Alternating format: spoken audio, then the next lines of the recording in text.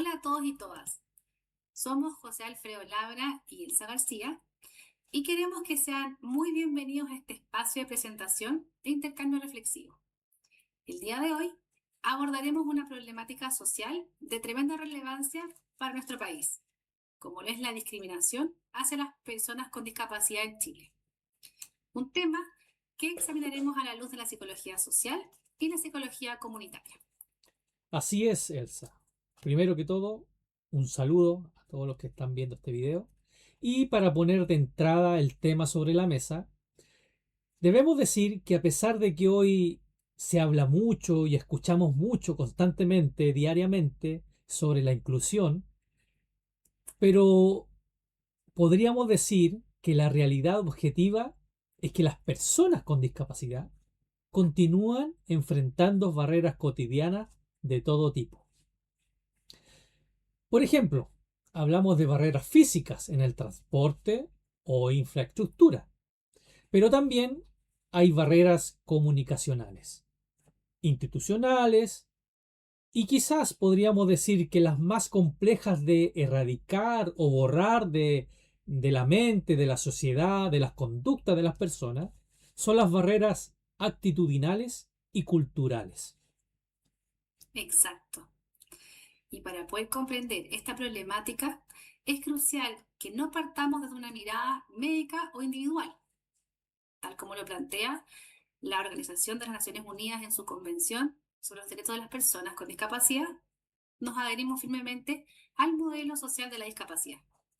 Sí, porque ese cambio de paradigma es fundamental que lo podamos entender y obviamente aplicar.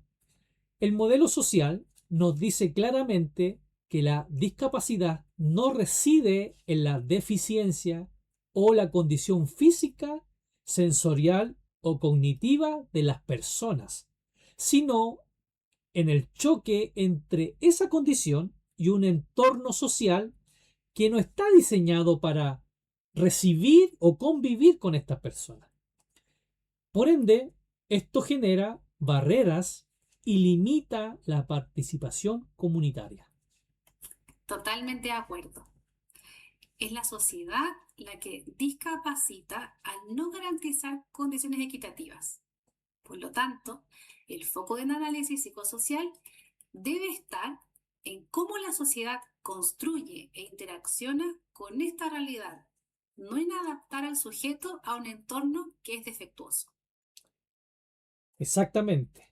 Y para entrar de lleno en el marco conceptual del informe que hemos confeccionado, partamos desde la mirada de la psicología social. Moscovici nos habla del concepto de representaciones sociales. Y aquí, Elsa, te quiero hacer una pregunta. ¿Cómo se traduce esto al tema de la discapacidad? Bueno, se traduce en cómo la sociedad ha elaborado un conocimiento de sentido común sobre la discapacidad.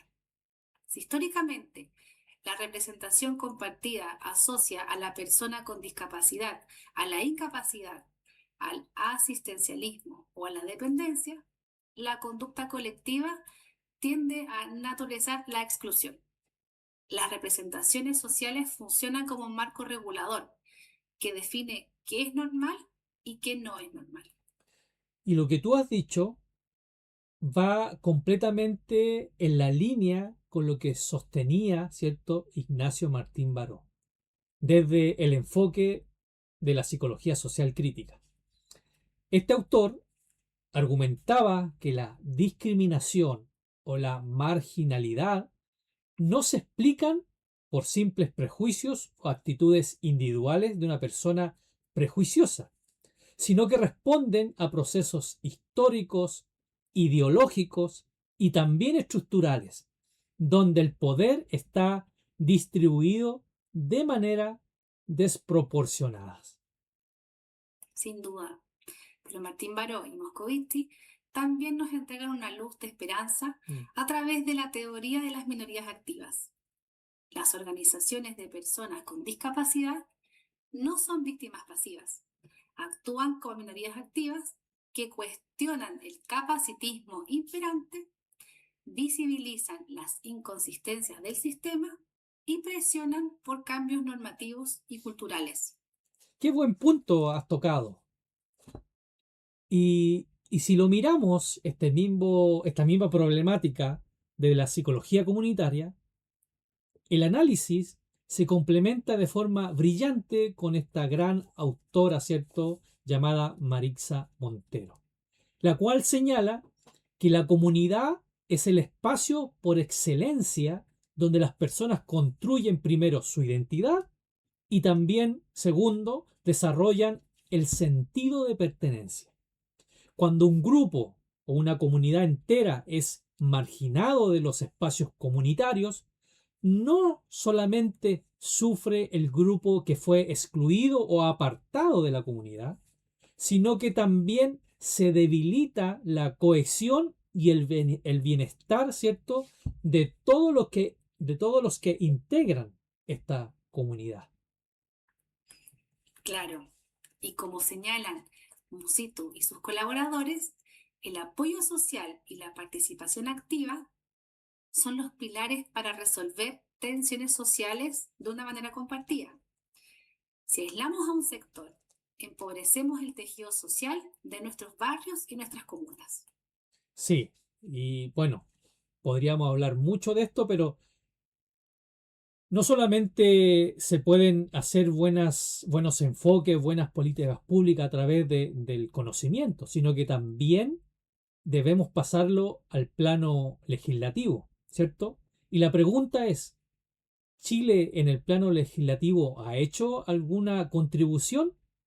Y podríamos decir en nuestra investigación que hicimos para realizar este informe, que sí, Chile ha firmado compromisos internacionales y por supuesto ha avanzado en leyes. Y contamos actualmente, ¿cierto?, vigente con dos marcos legales fundamentales que también vamos a analizar en este informe. Primero, contamos con la ley 20.422 del año 2010 y esta establece normas sobre igualdad de oportunidades e inclusión social, consagrando principios como la accesibilidad universal y la autonomía personal. Y una segunda ley, ¿cierto?, que lleva el número de 20.015, que fue promulgada el año 2017, conocida como la Ley de Inclusión Laboral, que exige que los organismos públicos y también las empresas privadas de 100 o más trabajadores reserven al menos el 1% de sus puestos de trabajo para personas, ¿cierto?, con discapacidad. Pero, sin embargo, aquí viene la brecha entre la norma escrita y la realidad o lo puesto a tierra, ¿cierto? Tener la ley aprobada no asegura automáticamente que una empresa va a adoptar sus puestos de trabajo o que el entorno no ejerza discriminación sutil, ¿cierto?, sobre estas personas. Exacto. La ley es una condición que es necesaria, pero no es suficiente. Si no hay un trabajo profundo sobre los prejuicios y el tejido comunitario, las leyes corren el riesgo de ser cumplidas solamente con la finalidad de evitar multas y no por una convicción de justicia social. Y es justamente para cortar esa brecha que diseñamos la propuesta de intervención psicosocial que explicaremos a continuación. Bueno, y pasemos ahora al corazón metodológico de nuestro trabajo, la propuesta de intervención psicosocial. Para abordar un problema multidimensional, decidimos articular dos modelos de la psicología comunitaria que se potencian entre sí. Decidimos combinar el modelo de empoderamiento comunitario de Marixa Montero con el modelo de redes sociales de Musitu y sus colaboradores. ¿Y por qué esta combinación tan específica? Porque el modelo de empoderamiento nos permite trabajar hacia adentro, fortaleciendo la capacidad, el liderazgo y la autonomía de las personas con discapacidad y sus organizaciones. Mientras que el modelo de redes nos permite trabajar hacia afuera, articulando al entorno, las instituciones y la comunidad en general. Así es, porque la idea central es no asumir una postura asistencialista, donde nosotros como psicólogos llegamos como una persona experta en resolver todos los problemas de la comunidad, sino que el rol psicosocial aquí es de un facilitador. ¿Y qué significa esto? Que nosotros acompañamos a la comunidad y en ese acompañamiento les damos las herramientas para que ellos sean un agente activo, se vayan convirtiendo en un agente activo de su propia transformación o de su propia metamorfosis. Entonces, debemos analizar detalladamente las fases tácticas para este acompañamiento, ¿cierto? Para esta transformación. Y ocupamos dos ejes. El primero es el empoderamiento comunitario. ¿Cómo nosotros iniciamos este proceso en terreno? Bueno, la primera fase es el diagnóstico participativo. ¿Por qué? ¿Por qué este diagnóstico? Porque no podemos diseñar una intervención desde un escritorio, ¿cierto? Desde detrás de un escritorio, sino que debemos estar en terreno, conociendo, ¿cierto? Y organizando jornadas de trabajo que tienen que ser horizontales con las personas que tienen discapacidad, no solamente con las personas, sino también con sus familias, con las agrupaciones locales que existen, ¿cierto? Y esto nos va a dar la información para mapear, ¿cierto? Colaborativamente y diseñar o ver cuáles son las barreras específicas que tiene dicho territorio o dicha comunidad, ¿cierto? Por ejemplo, si tienen micro que son inaccesibles, ¿cierto? Si tienen falta de señaléticas o también si hay dentro de la comunidad, si pudiera existir actitudes de rechazos, ¿cierto? A lo mejor en la junta de vecinos, en el club deportivo. Entonces, todo eso, toda esa información es la primera fase o el primer punto que debemos nosotros tocar, ¿cierto? Para desarrollar, ¿cierto? Una intervención que le llamamos el diagnóstico donde participan todos, Elsa. Y me parece vital esa horizontalidad. Y luego de identificar las barreras, viene la fase de formación y fortalecimiento de competencias.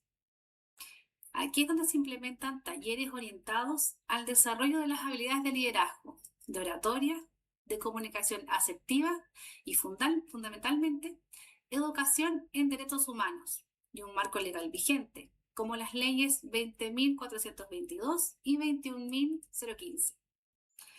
Si las personas conocen sus derechos y confían en sus competencias, pueden exigirlos y defenderlos con solidez.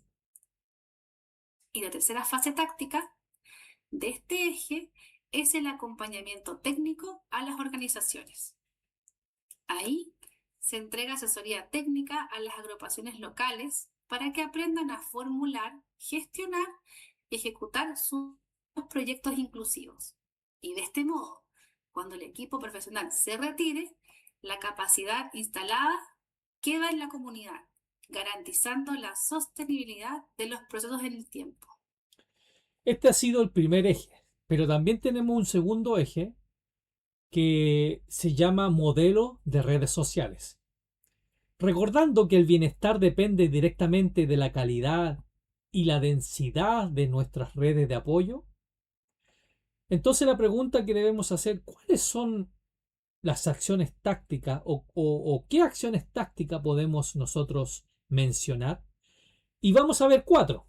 Existen muchas más, pero en este caso, ¿cierto? Para este informe vamos a ver solo 4.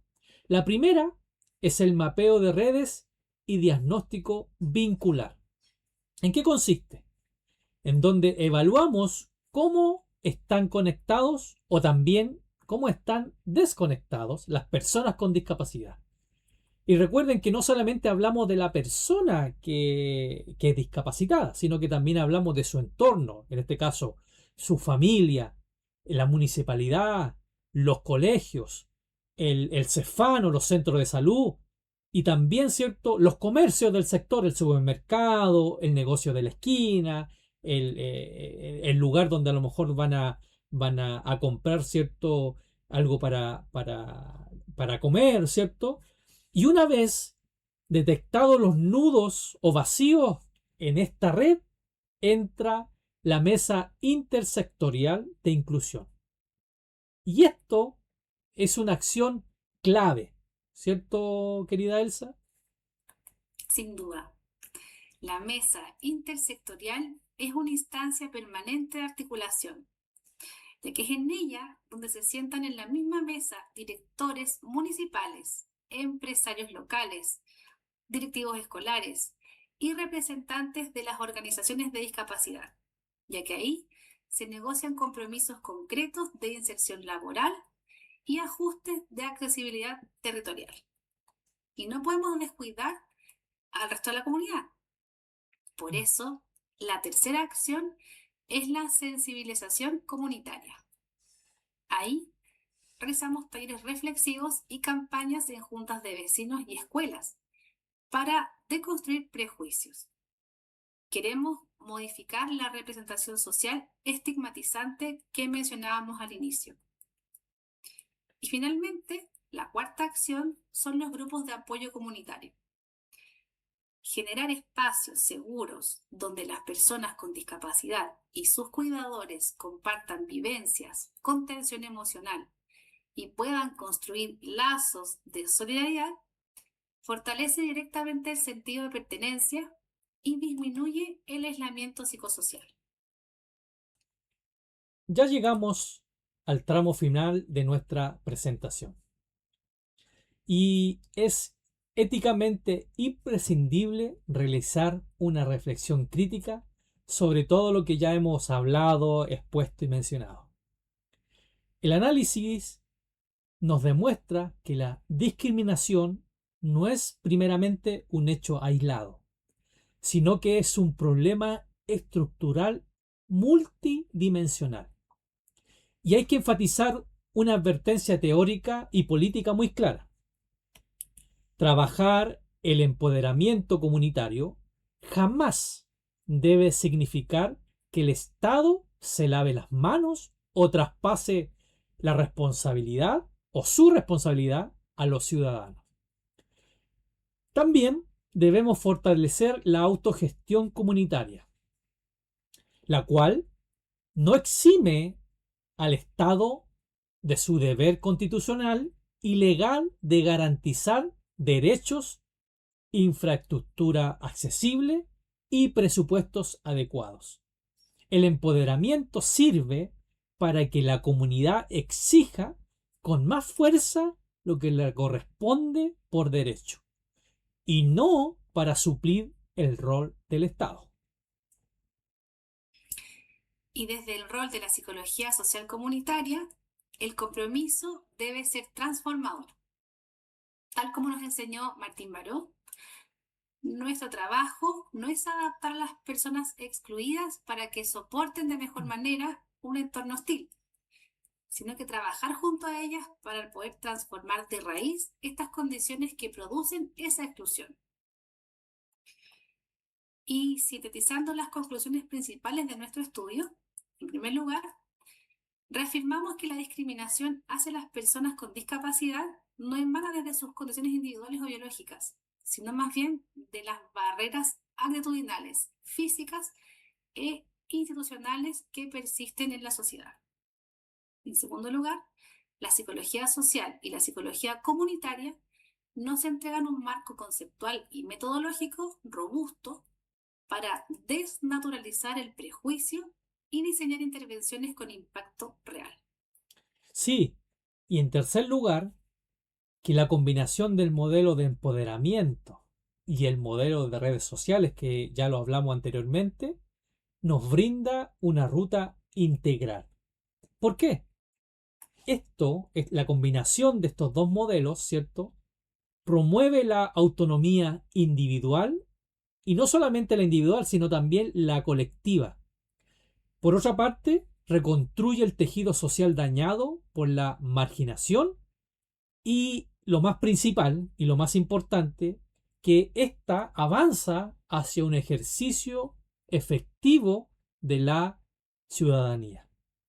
Por lo tanto, avanzar, ¿cierto?, hacia una sociedad genuinamente inclusiva en nuestro país requiere pasar del papel a la acción, respetando obviamente de manera incondicional los derechos humanos de todas las personas.